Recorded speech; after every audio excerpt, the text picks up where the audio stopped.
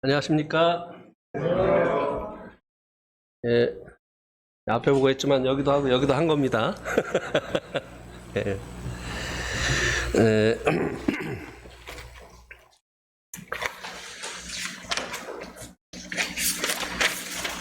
저도 우리 김경수 형제님이 맛보고 있는 그런 기쁨을 맛볼 수 있도록 기도 좀 해주십시오. 예. 오늘 말씀은 요한복음 17장 1절에서 5절까지가 되겠습니다. 요한복음 17장 1절에서 5절.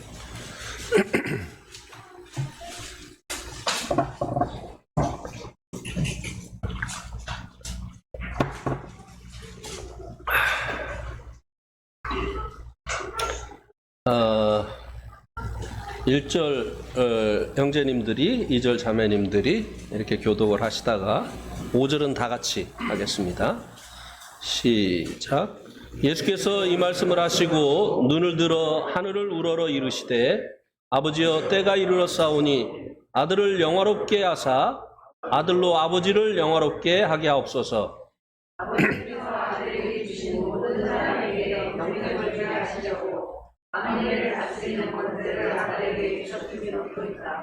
영생은 곧 유일하신 참 하나님과 그가 보내신 자 예수 그리스도를 아는 것이니이다. 아버지께서 내게 하라고 주신 일을 내가 이루어 아버지를 아버지여 창세전에 내가 아버지와 함께 가졌던 영화로서 지금도 아버지와 함께 나를 영화롭게 하옵소서. 예.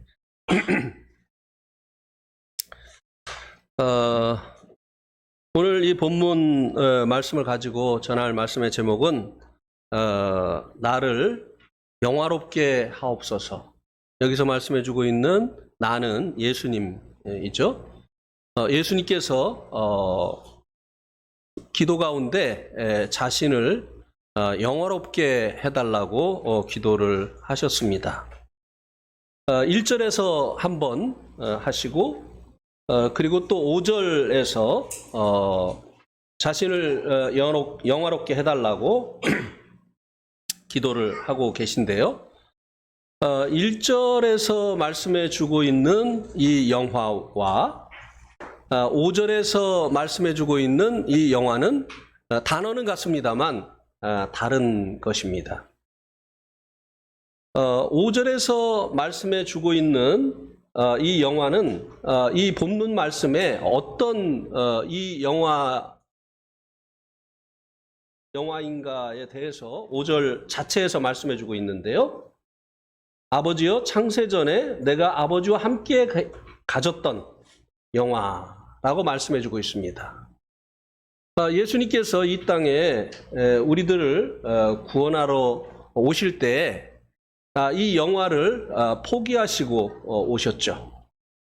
그래서 이제는 이 땅에 오셔서 해야 될 일을 마치셨기 때문에 그 영화를 아버지와 창세전에 같이 가지고 있었던 그 영화를 되돌려 달라고 구하고 있는 것입니다.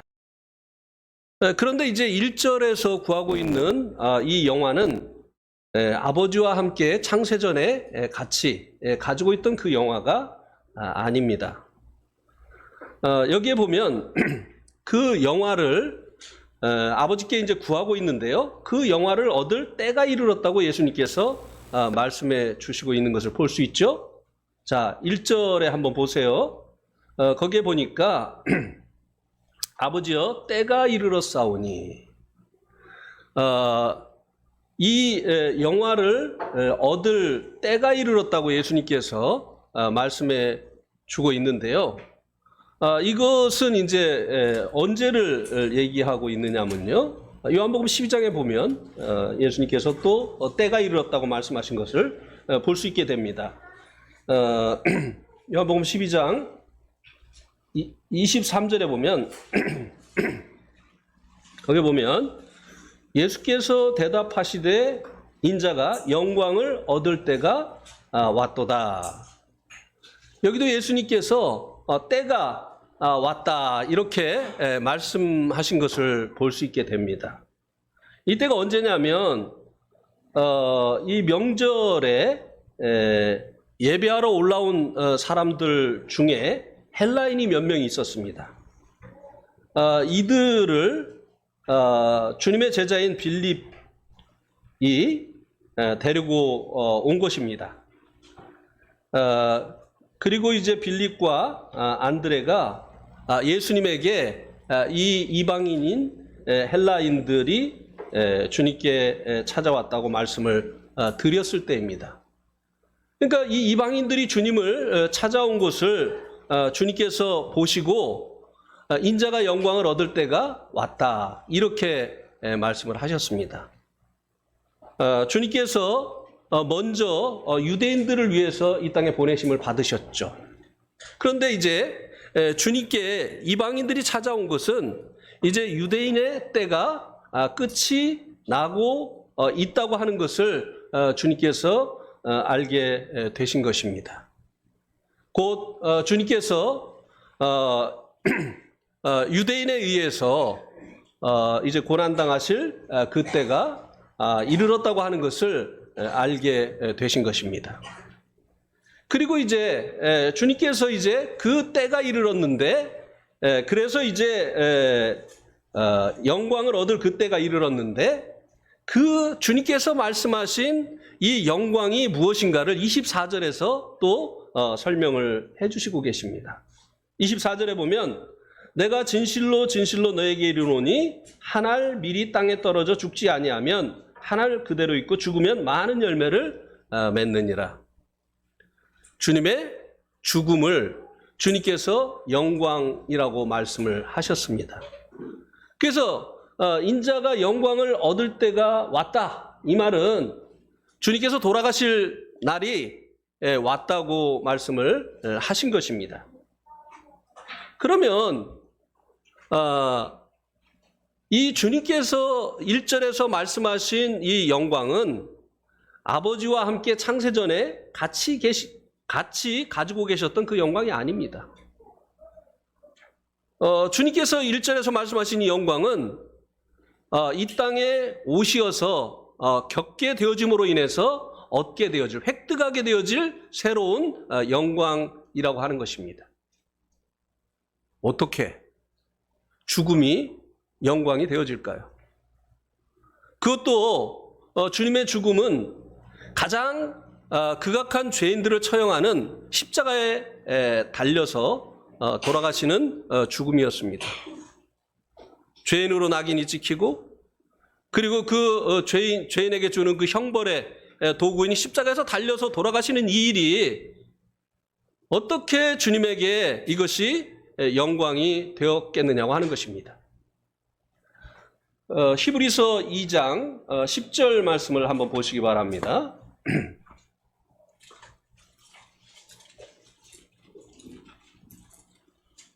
히브리서 2장 10절 말씀에 보면 이렇게 말씀해 주고 있습니다. 그러므로 만물이 그를 위하고 또한 그로 말미암은 이가 많은 아들들을 이끌어 영광에 들어가게 하시는 일에 그들의 구원의 창시자를 고난을 통하여 온전하게 하심이 합당하도다. 여기 보니까 그들의 구원의 창시자를 고난을 통해서 온전하게 하심이 합당하다. 많은 아들을 이끌어 영광에 들어가게 하실 일에 그들의 구원의 창시자를 고난을 통하여 온전하게 하심이 합당하다. 이렇게 말씀해주고 있습니다. 여기서 말씀해주고 있는 고난을 통해서 온전하게 되신 분은 예수님을 말씀해주고 있는 거죠. 예수님은 하나님이십니다. 하나님은요, 어떤 과정을 통해서 온전해지는 분이 아니고 처음부터 완전하신 분이십니다. 배워야 될 필요도 없고 성장해야 될 필요도 없는 처음부터 완전하신 분이십니다. 그런데 그분이 고난이라고 하는 이 과정을 통해서 온전해졌다고 여기 말씀해 주고 있습니다. 이게 무슨 의미일까요? 온전하신 분이 온전해지셨다. 그런데 그 온전해지기 위해서 고난을 통과하셨다. 이렇게 말씀해 주고 있는데요. 그분이 이제 온전해지신 것은 구원의 창시자로서 온전해지셨다고 말씀해 주고 있습니다. 예수님께서요, 이 십자가의 고난을 통해서 구원의 창시자가 되어지신 것입니다. 그분은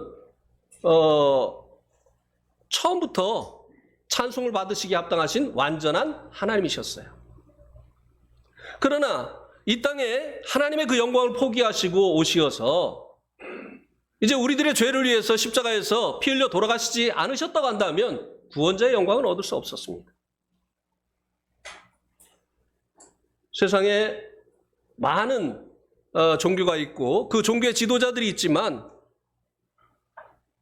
사람들을 구원하기 위해서 고난을 받은 특별히 자기의 그 생명을 내어준 종교 창시자는 없습니다.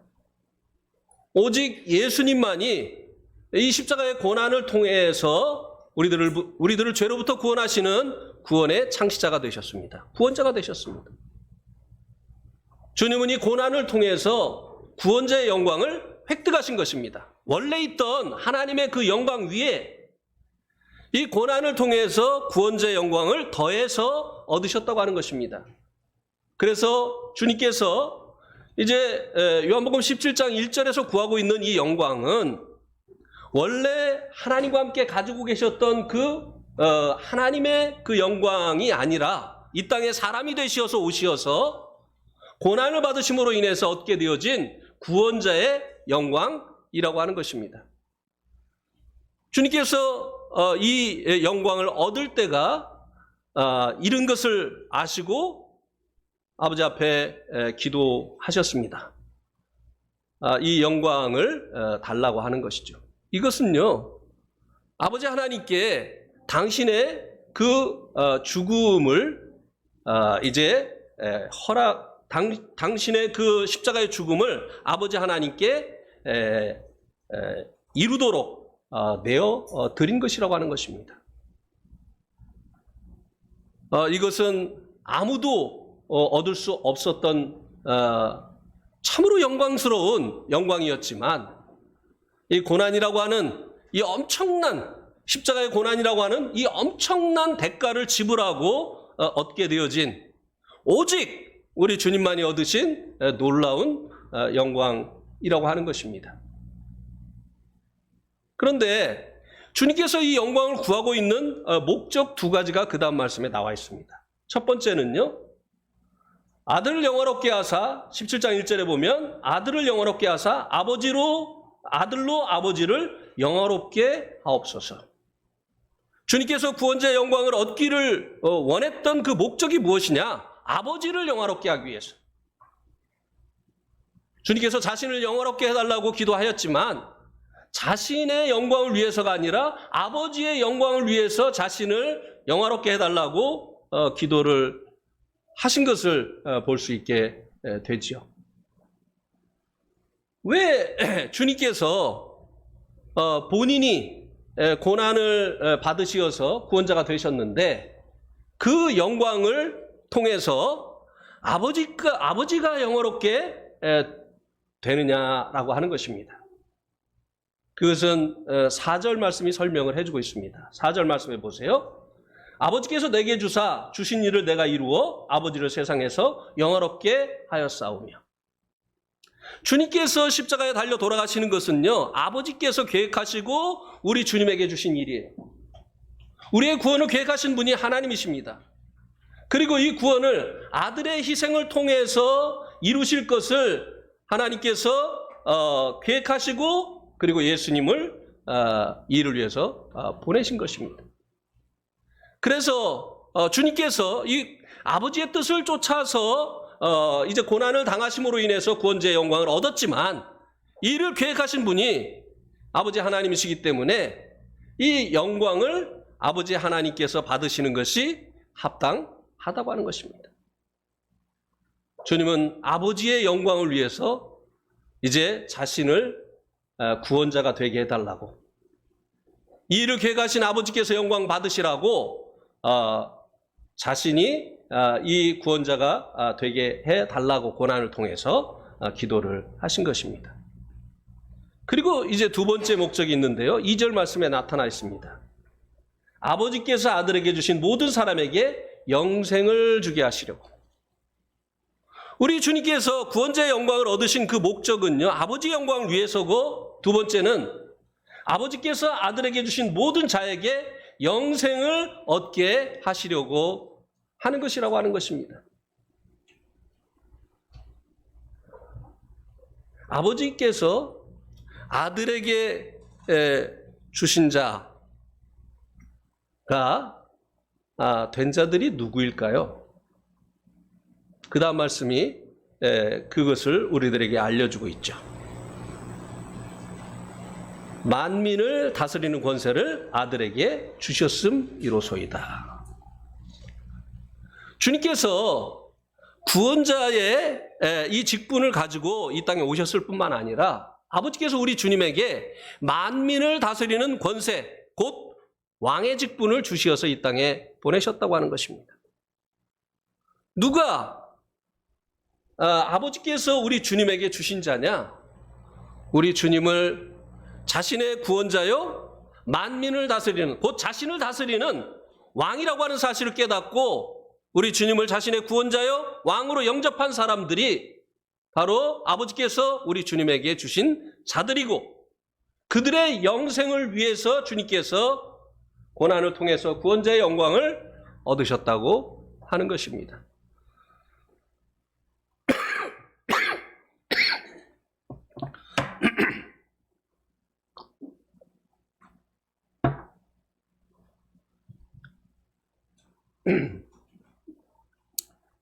여기까지 하는데요.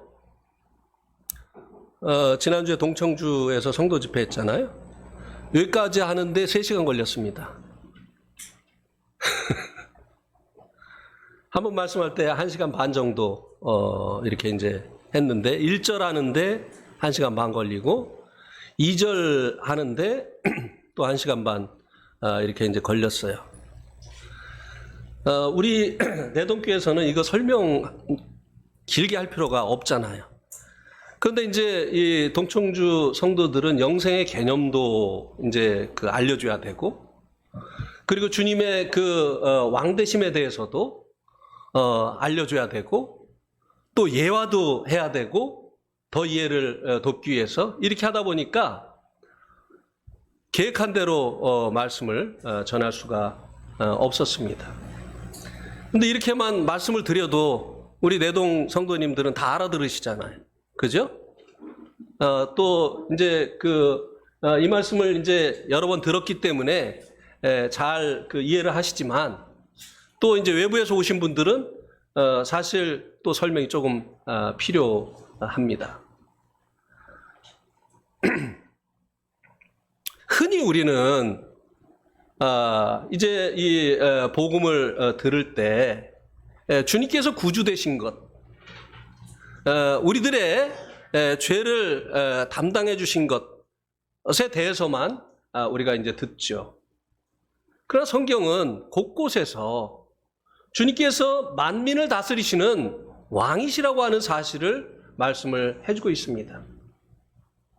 성경은요, 하나님은 어지러움의 하나님이 아니시고 질서의 하나님이시라고 말씀해 주고 있습니다. 누가 하나님께서 제정하신 이 질서를 어지럽혔습니까? 사단이요.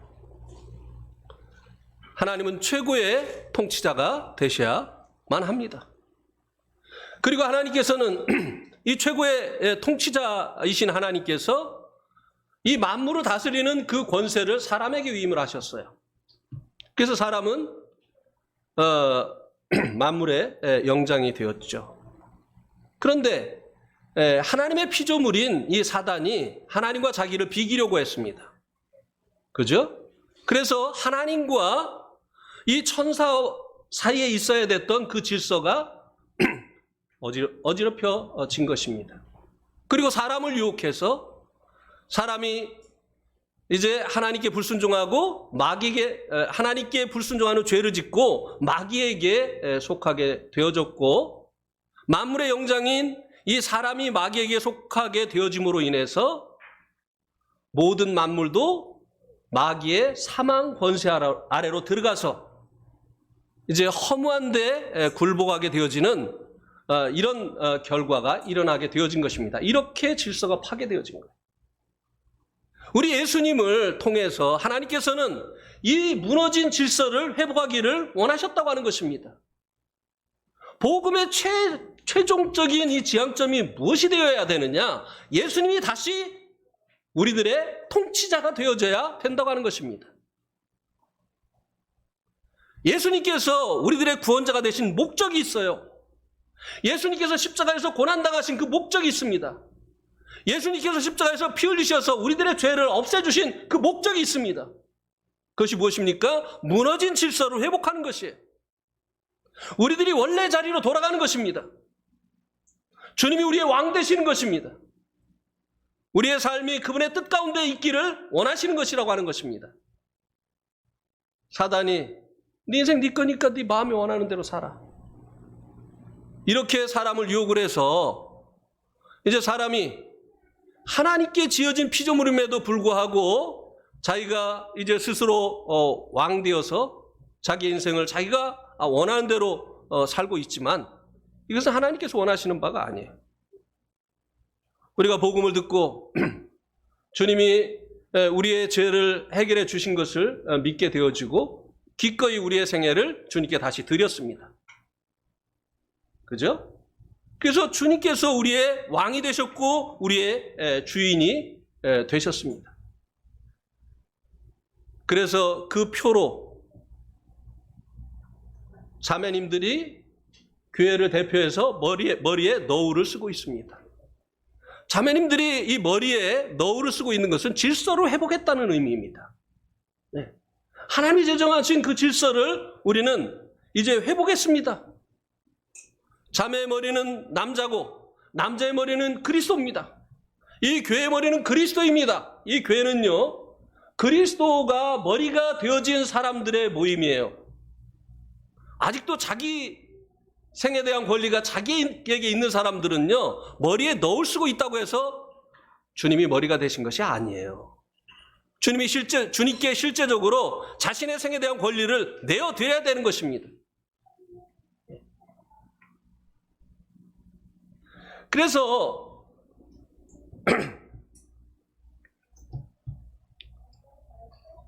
주님께서 이제 아버지의 영광을 위해서 자신에게 그 영광을 달라고 기도를 하셨을 뿐만 아니라 두 번째로 우리들의 영생, 주님에게 주신 자들에게 영생을 주게 하시려고, 얻게 하시려고 주님께서 자신에게 그 구원자의 영광을 달라고 기도를 하셨습니다. 그런데 하나님께서 우리 주님에게 구원자의 영광을 주셨을 뿐만 아니라 만민을 다스리는 그 권세를 아들 대신 우리 주님에게 주셨다고 하는 것입니다. 그래서 이제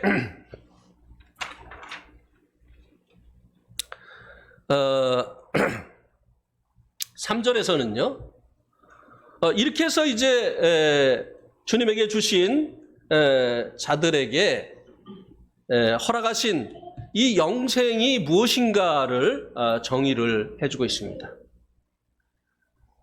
영생은 곧 유일하신 참 하나님과 그의 보내신 자 예수 그리스도를 아는 것이니이다.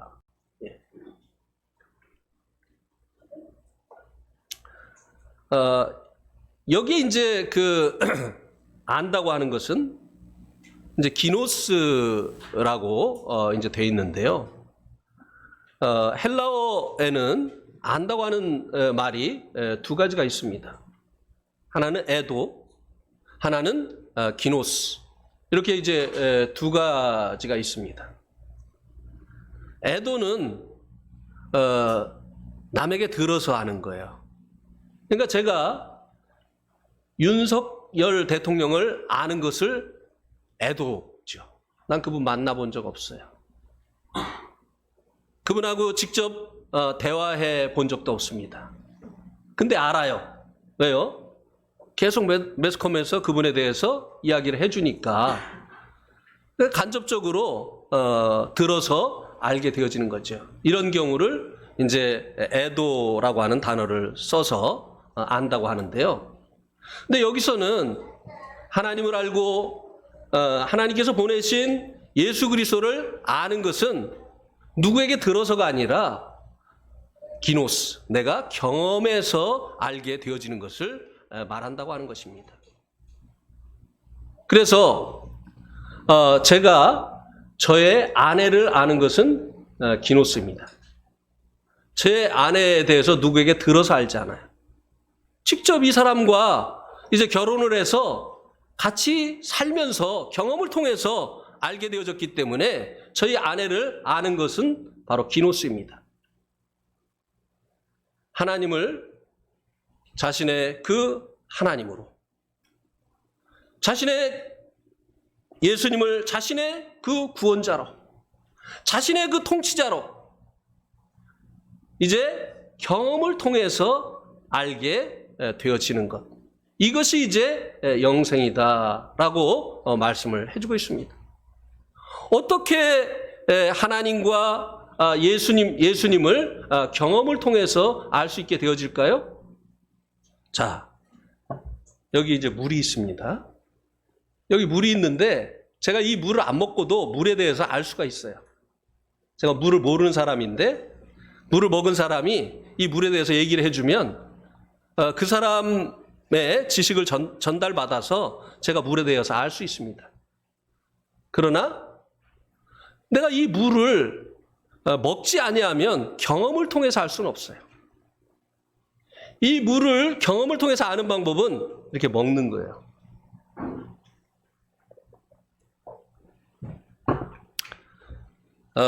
혹시 두리안이라고 하는 과일을 들어보신 분 계십니까? 두리안이라고 하는 과일 들어보신 분? 먹어봤어요? 네. 어휴, 생각보다 많이 계시네요. 두리안. 네. 네. 이제 안 들어보신 분도 두리안에 대해서 알죠. 맛이 어떻다고 해요? 설명할 수가 없어. 예, 뭐 달콤한 맛, 구린 맛, 뭐 신 맛, 막 여러 가지 그 맛이 있죠. 예. 그 두리안을 먹어봐서 알게 되어지는 것과 먹어본 사람에게 얘기를 들어서 아는 것은 다르죠. 그래서요, 이 경험을 통해서 예수님과 하나님을 경험을 통해서 알려고 하면 요한복음 1장 12절에서 말씀해 주고 있는 것처럼 예수님을 영접해야 되는 것입니다.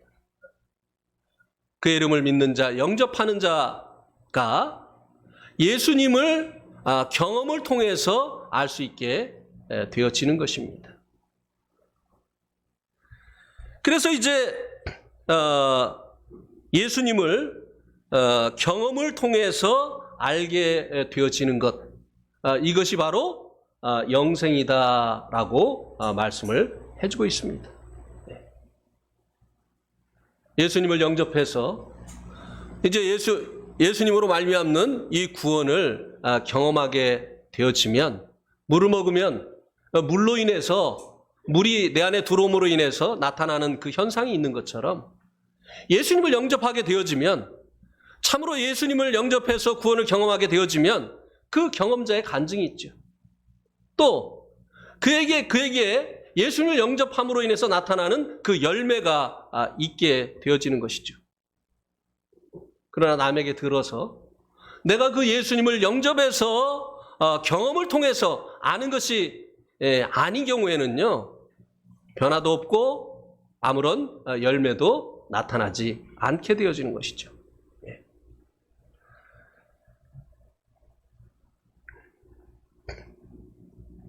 특별히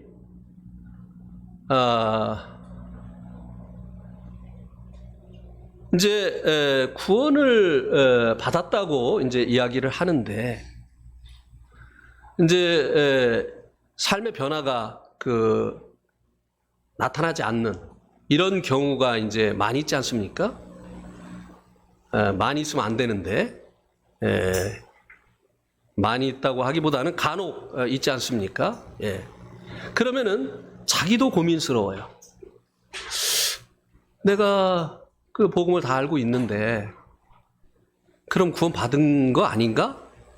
그런데 구원을 받았으면 구원의 열매가 나타나야 되는데 왜 구원의 열매가 안 나타나지? 그리고 그를 사랑하기 때문에 기도해주고 있는 사람들도 불안해요. 정말 주님 오시면 주님을 만날 수 있을까? 네, 불안합니다.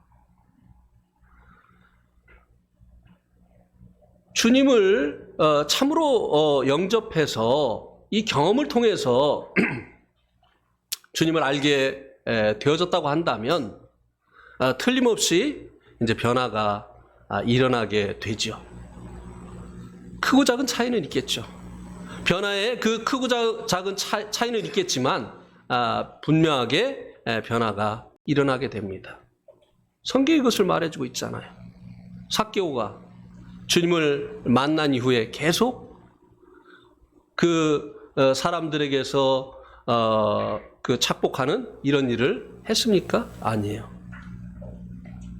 자기가 토색한 일이 있으면 율법에는 2배만 쳐서 갚으면 되는데 4배를 쳐서 갚겠다고 했어요. 그리고 자기 재산의 절반을 가난한 자들에게 나누어 주겠다고 했습니다. 사마리아 수가성 여인이 주님을 만난 이후에도 계속해서 남편을 바꿔치기 했겠습니까? 아니요. 그의 삶의 변화가 일어났어요. 성경에 주님을 만난 사람들은 다 변했어요. 이전 것은 지나갔으니 보라 새 것이 되었도다. 이런 변화가 일어났습니다. 그런데 이제 저 같은 경우는 이제 그 두려운 하나님을 먼저 알았어요. 율법을 통해서 두려운 하나님을 먼저 알았어요.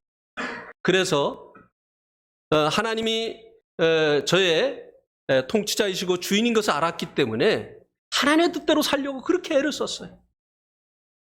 그리고 그것을 위해서 정말 기도도 많이 했습니다.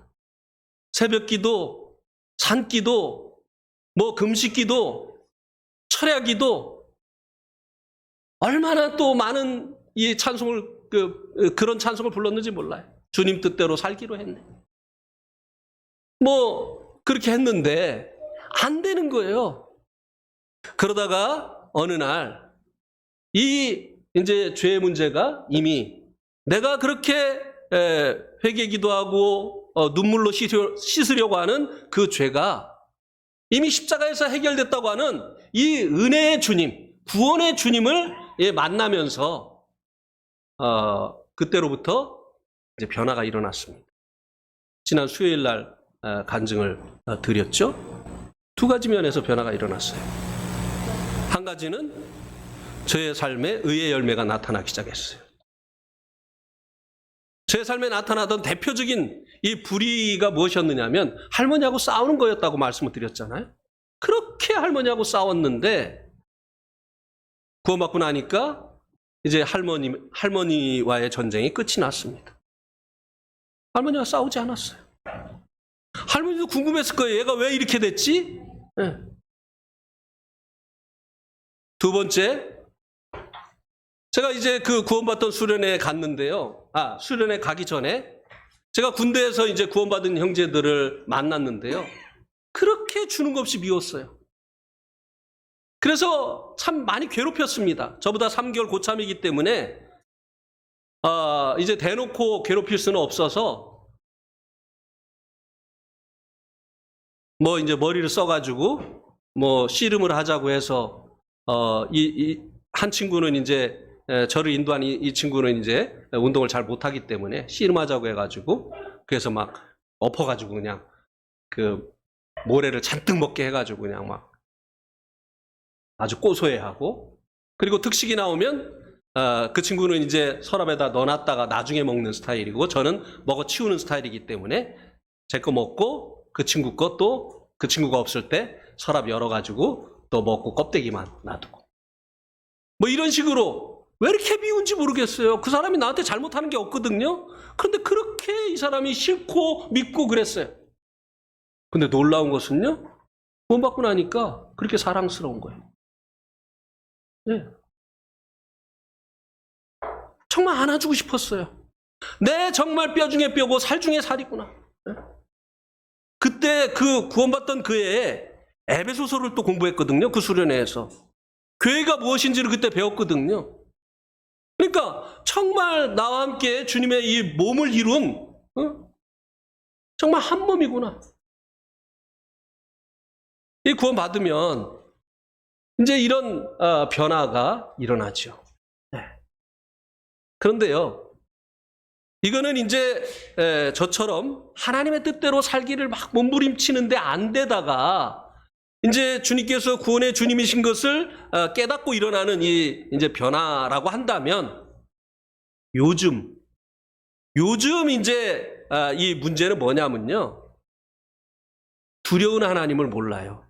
하나님이 얼마나 어미하신 하나님인지는 몰라요. 왜?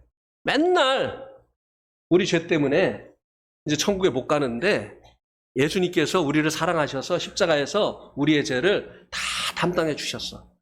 그래서 이거 믿으면 구원받아. 요거를 너무나 많이 들어와가지고 요거는 너무나 잘 알고 있어요. 근데 문제는 뭡니까?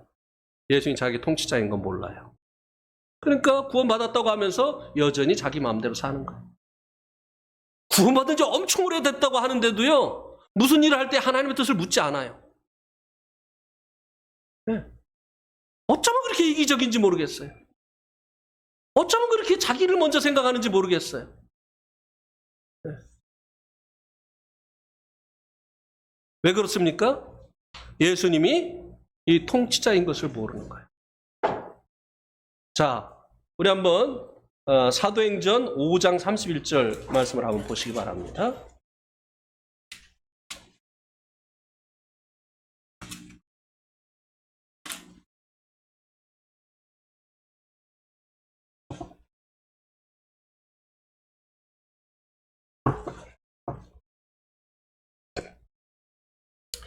사도행전 5장 31절에 보면, 이스라엘에게 회개함과 죄사함을 주시려고 그를 오른손으로 높이사 임금과 구주로 삼으셨느니라. 여기도 보면 하나님께서 이스라엘에게 회개함과 죄사함을 주시려고 그를 오른손으로 높이사 임금과 구주로 삼으셨다고 말씀해 주고 있습니다. 예수님이 우리들의 죄를 위해서 죽으신 후에 하나님께서 예수님을 부활을 통해서 높이셨어요. 그분이 참으로 자기 죄 때문에 죽은 것이 아니라 우리들의 죄 때문에 죽으신 하나님의 아들이시라고 하는 것을 이 부활을 통해서 하나님께서 나타내 보여주셨습니다. 그리고 그분에게 두 가지의 직분을 주셨는데, 그게 뭐냐면은 임금과 구주라는 거예요. 임금과 구주. 그런데 이 복음이 전해질 때요, 구주에 대해서만 그렇게 전해지는 거예요. 구주. 성경은 임금과 구주가 되게 하셨다고 했습니다. 그래서 회개함과 죄사함을 위해서 예수님이 임금과 구주가 되게 하셨다고 했어요. 죄사함은 이제 구주와 관련이 있죠. 임금은 회개와 관련이 있는 것입니다. 그래서 예수님이 이제 자신의 그 죄를 이제 담당해 주신 구주가 된다는 사실을 깨닫고 믿게 되어질 때 마음 가운데 참 감사가 있죠. 네. 또 찬송이 있죠. 네. 그리고 예수님께서 나의 임금이 되신다고 하는, 나의 주군이 되신다고 하는 이 사실을 깨닫게 되어질 때, 내 생은 내 것이 아니구나. 내 생은 내 것이 아니구나. 내 생명뿐만 아니라 내 물질도 내 것이 아니구나. 내 시간도 내 것이 아니구나. 나의 모든 것이 그분의 것이구나. 그러면 시간을 사용하는데도 그분의 뜻을 구해야 되는 것이고, 물질을 사용하는데도 그분의 뜻을 구해야 되는 것이고, 나의 재능을 사용하고 은사를 사용하는 이 모든 일에 주님의 뜻을 구해야 되는 것이구나. 이러면서 변화가 일어나는 것이죠.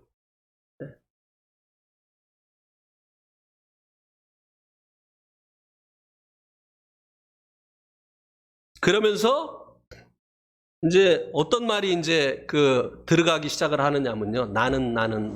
이게 들어가기 시작을 해요. 나는 이런 사람이야. 아니요. 이제는 주님이 나오기 시작하는 거예요. 네.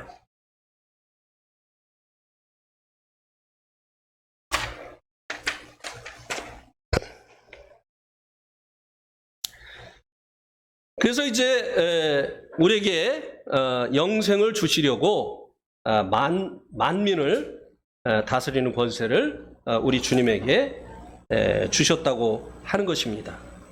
굉장히 중요한 부분이죠. 절대로 간과돼서는 안 되는 아주 중요한 부분입니다. 그래서 이렇게 우리에게 주신 이 영생은 3절에서 정의해주고 있는 대로 우리 유일하신 참 하나님과 그의 보내신 자 아들 예수 그리스도를 경험을 통해서 아는 것이다. 그분을 나의 구원자요, 그리고 나의 통치자로 영접하게 되어짐으로 인해서 그분의 그 죄사함의 은혜를 경험하게 되어지고 그분의 통치를 경험하게 되어지는 것이죠. 그런데 디모데 전서 6장 12절 말씀을 한번 보시기 바랍니다. 디모데 전서 6장 12절.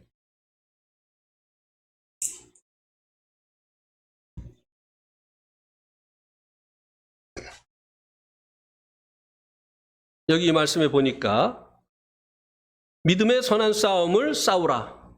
그 다음에 뭐라고 했습니까? 영생을 취하라. 자, 우리가 믿음으로 영생을 얻었습니다. 예. 주님을 구원자요, 나의 통치자로 믿음으로 인해서 영생을 얻었습니다. 이 디모데 전서를 받아보는 디모데도 역시 영생을 얻은 사람입니다.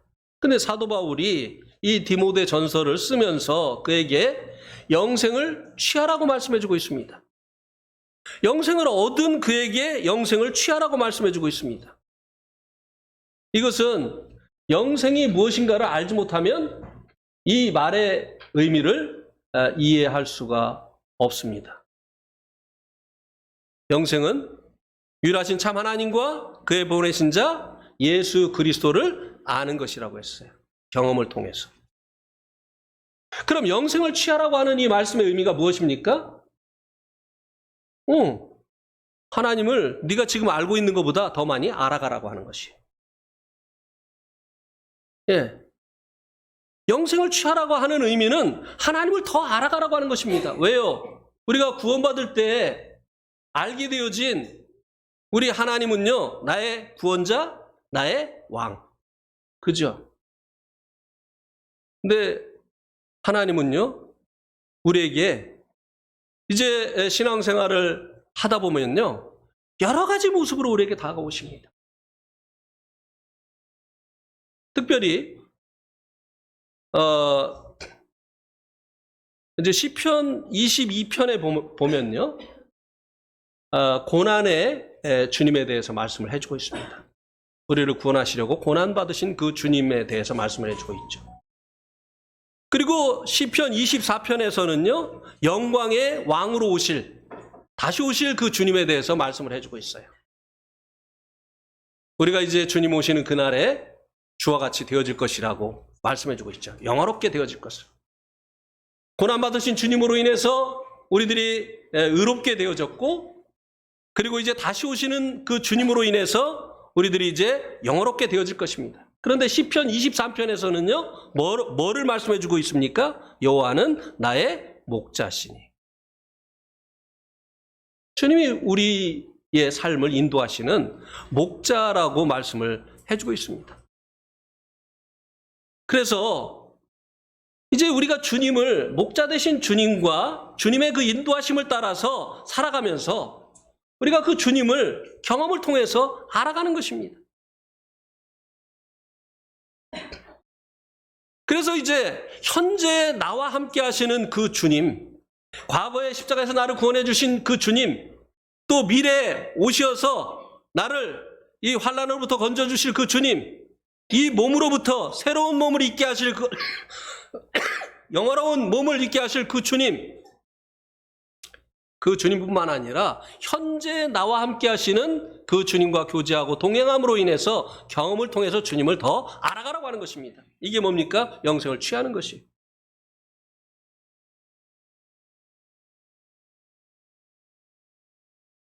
그렇게 우리가 하게 되어질 때 하나님께서 원하시는 우리의 믿음이 장성해가는 그런 결과가 나타나게 되어지는 것입니다. 네.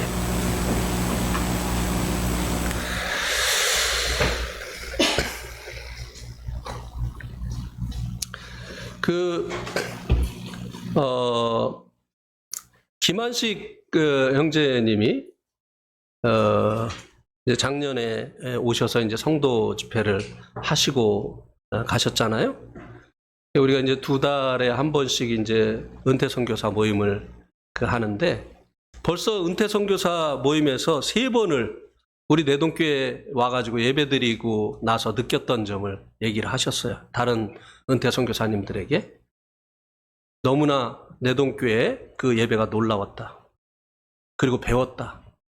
그래서 수북교회 가서 수북교회도 내동교회처럼 예배를 드리자고 그렇게 얘기를 했다. 그 예배 드리는 내용이 너무나 좋았다는 것이에요. 그런데 지지난주에 함께 예배 드리고 이제 가신 권혁기 형제님도 그 얘기를 하시더라고요. 그 자매님도 내동교회 예배 너무나 놀라웠습니다. 내동교회 그 예배의 내용이 너무나 좋았습니다.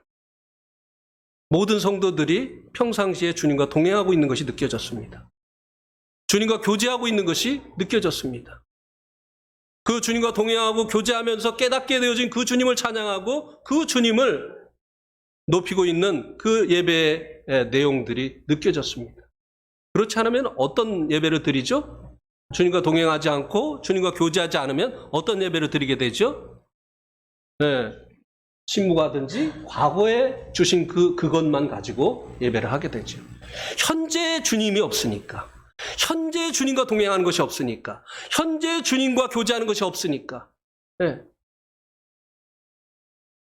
주님은요, 임마누엘의 주님이 되시기를 원하시는 거예요. 현재 우리와 함께 하시기를 원하시는 것입니다. 왜요? 사랑하시니까. 남녀도 사랑하며 함께 하기를 원해서 결혼하는 거잖아요. 그죠? 어떤 여인이 교수님과 결혼을 했어요. 근데 이 교수님과 결혼하기 전에 이 집에서 밥 해주고 빨래 해주고 청소해주던 이 습관 때문에 그냥 결혼을 했는데도 계속 그 일만 하려고 하는 거예요. 교수님이 좋아하겠습니까? 아니요. 당신은 이제 도우미가 아니에요. 나의 아내예요. 나는 당신과 함께 하고 싶어서 결혼한 거예요. 나하고 좀 있읍시다. 나하고 좀 대화 좀 합시다. 네. 주님이요, 우리 일꾼 만들려고 구원하신 거 아니에요. 예, 일도 중요합니다. 우리가 복음 전해야, 복음 못 들은 사람들 복음 들으니까 복음 전해야 되죠. 그러나 주님이 우리를 부르신 것은 그와 교제케 하시기 위함이다. 고린도전서 1장 9절에 말씀해주고 있잖아요. 하나님께서 우리를 부르신 것은 그 아들 예수 그리스도와 교제케 하려 합니다. 그러면 우리가 어떻게, 주님은 하늘에 계시고 우리는 이 땅에 있는데 그분과 교제를 하느냐고 하는 것입니다. 그분과 교제하는 방법이 무엇이냐고 하는 것이에요. 자, 고린도 후서 3장 18절 말씀을 한번 보시기 바랍니다.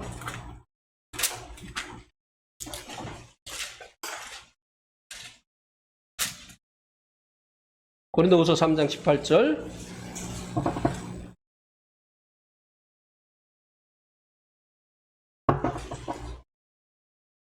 우리가 다 수건을 벗은 얼굴로 거울을 보는 것 같이 주의 영광을 보매 그와 같은 형상으로 변하여 영광에서 영광에 이르니 곧 주의 영으로 말미암음이니라.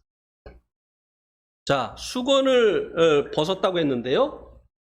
16절에 보면 그러나 언제든지 주께로 돌아가면 그 수건이 벗겨지리라.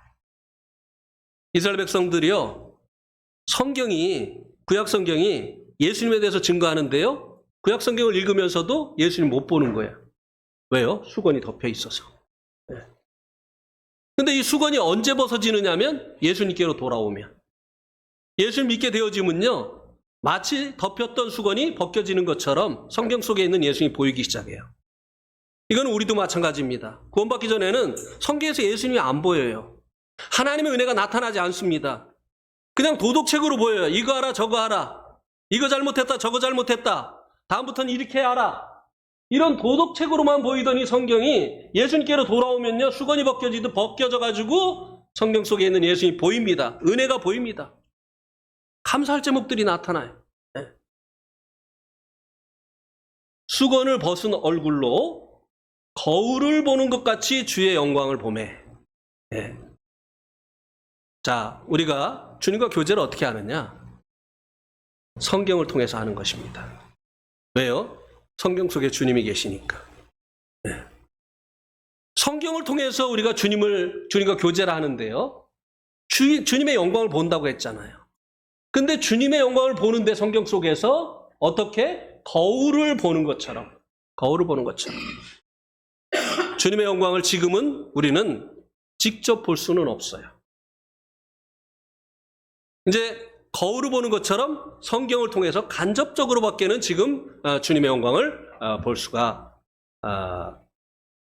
그 방법으로밖에는 우리가 볼 수가 없게 됩니다. 예.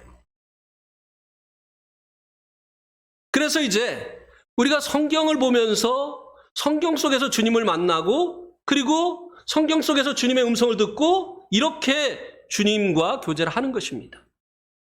그리고 교제는 일방적이지 않잖아요. 상대방의 얘기를 듣고 내 얘기를 상대방에게 들려주고, 우리가 주님께 우리의 그 마음에 있는 것들을 이야기하는 것은 무엇입니까? 기도죠. 그래서 하늘에 계신 그 주님과 우리가 이 땅에서 교제하는 방법은요, 성경을 여는 거예요. 그리고 성경 속에서 이제 주님을 만나는 것이고, 그리고 성경을 통해서 주님의 음성을 듣는 것입니다. 주님은요, 이 성경 속에서 지금도 우리를 만나 주십니다. 주님은요, 지금도 성경 속에서 우리에게 말씀하십니다. 잘 들어보세요. 매일 아침 성경을 펴고 주님의 음성을 들어보세요. 주님 말씀하십니다. 우리에게 꼭 필요한 말씀을 해주십니다. 네. 우리가 두려워하고 있을 때 두려워하지 마라. 내가 너와 함께한다. 주님이 그렇게 말씀하시더라고요. 네팔에 가서 정말 두려웠어요. 복음을 전하면 감옥에 가두는 나라에 와서 복음을 전해야 되는데 도대체 어떻게 해야 되는가? 찬송을 크게 해도 되는가? 그래서 찬송을 처음에 조그만 소리로 했어요. 그리고 점점 이제 밖으로 소리가 나가는 방으로 옮겨가면서 했습니다. 그러던 어느 날 기도를 하는데 주님께서 제 마음에 말씀하셨어요. 두려워하지 마라. 내가 너와 함께한다. 그리고 그날 말씀을 폈는데요, 주님과 교제하려고 말씀을 폈는데 바로 그 말씀이었어요. 네.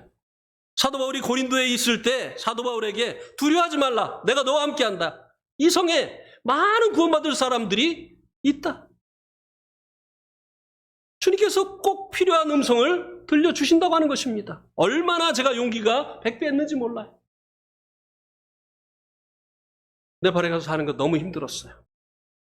공회하며 모든 것이 부족하고, 운전할 때는 그냥 하루에 12번도 더 화가 나요.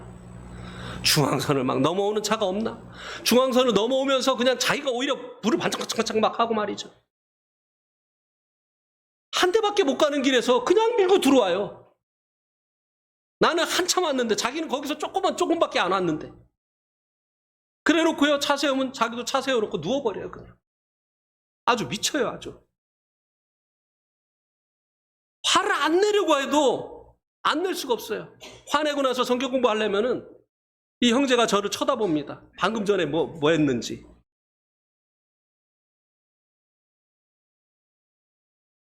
그때 요한복음 8장 1절을 가지고 이제 경건의 시간을 하는데,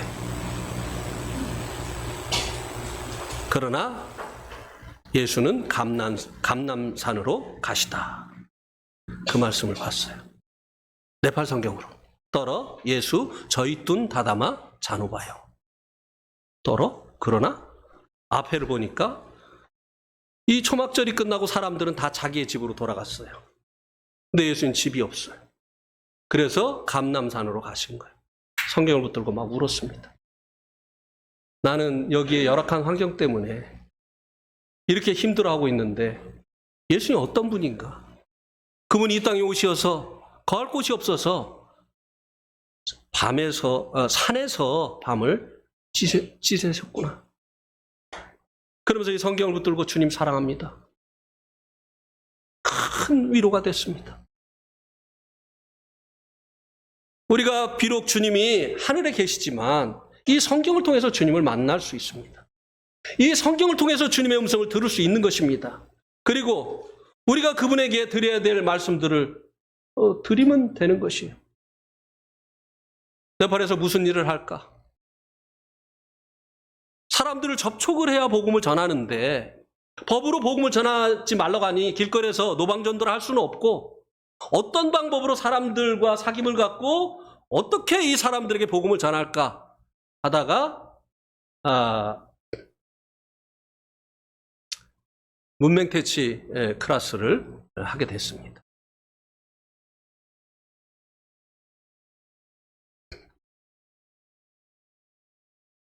그만하라고 하는 것 같아요. 내가 이 말을 왜 했는지 잊어버렸어요. 시간이 많이 가서 그만하라고 하시는 것 같습니다. 이 4절 말씀에서는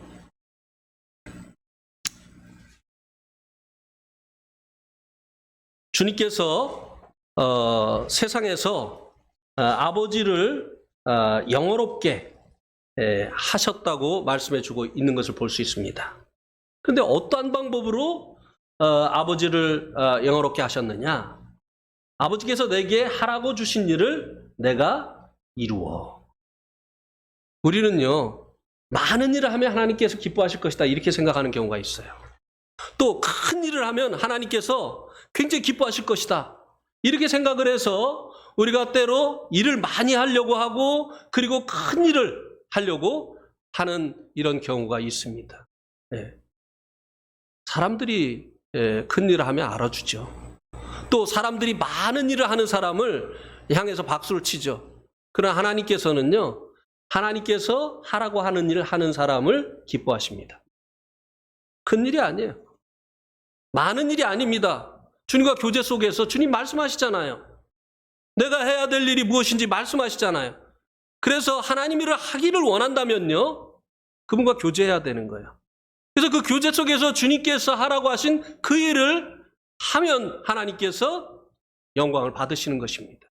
예수님께서 이 땅에 오셔서 죽기까지 복종하신 것이 아버지의 그 뜻이었잖아요.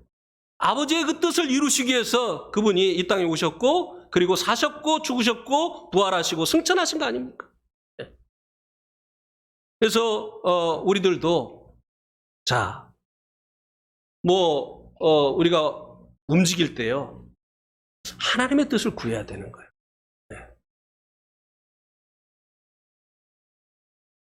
그래서 항상 주님께서, 이것도 이제 시간이 없어서 이렇게만 말씀을 드리고 가는 것입니다.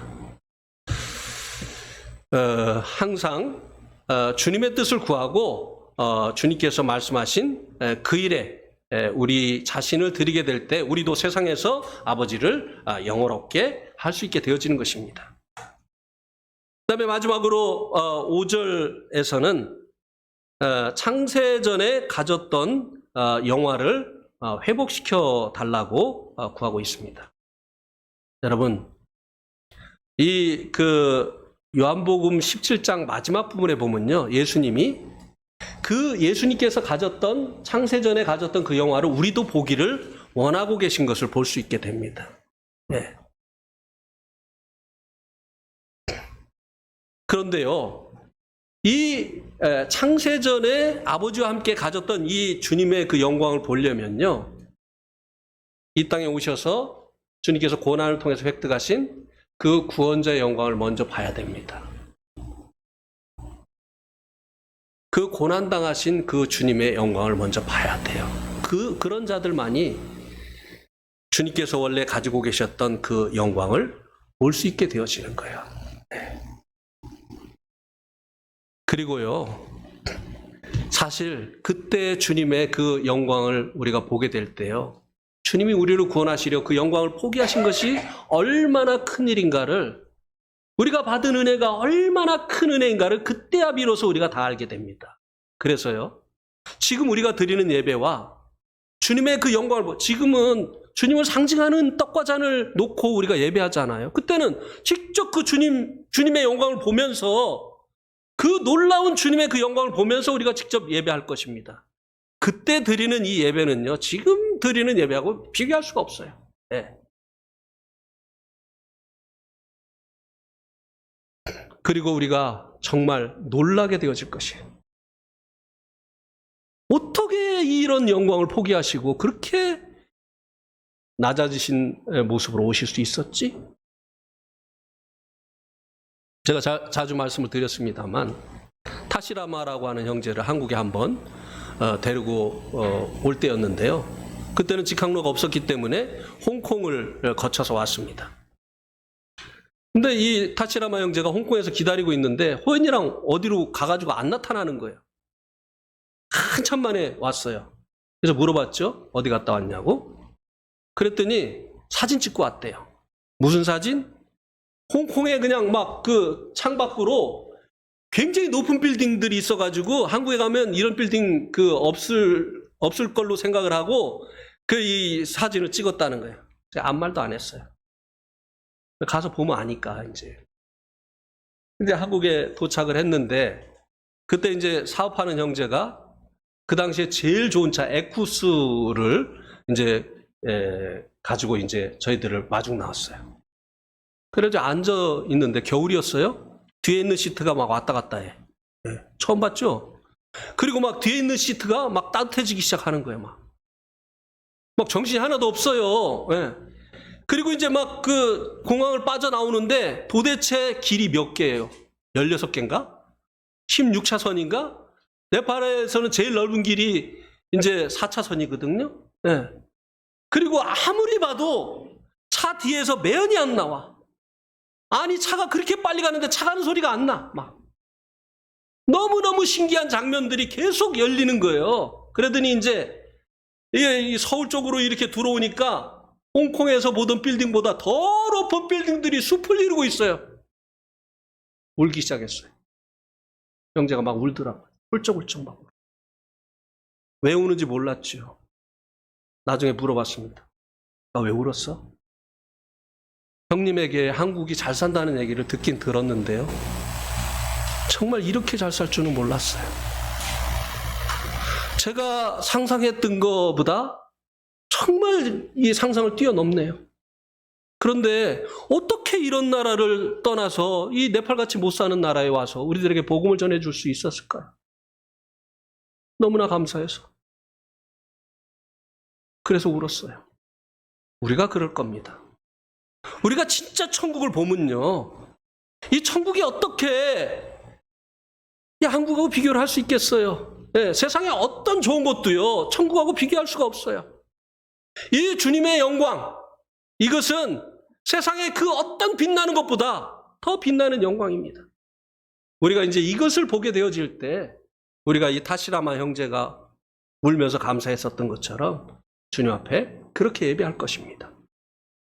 그렇지 않겠습니까? 예. 지금은 우리가 그냥 이렇게만 얘기하죠. 이해를 할 수가 없으니까. 시간이 있으면 우리가 그때 얻을 영광에 대해서도 얘기하면 참 좋은데, 예. 여기까지 하는 게 더 은혜로울 것 같아요. 예, 여기까지 말씀드리겠습니다.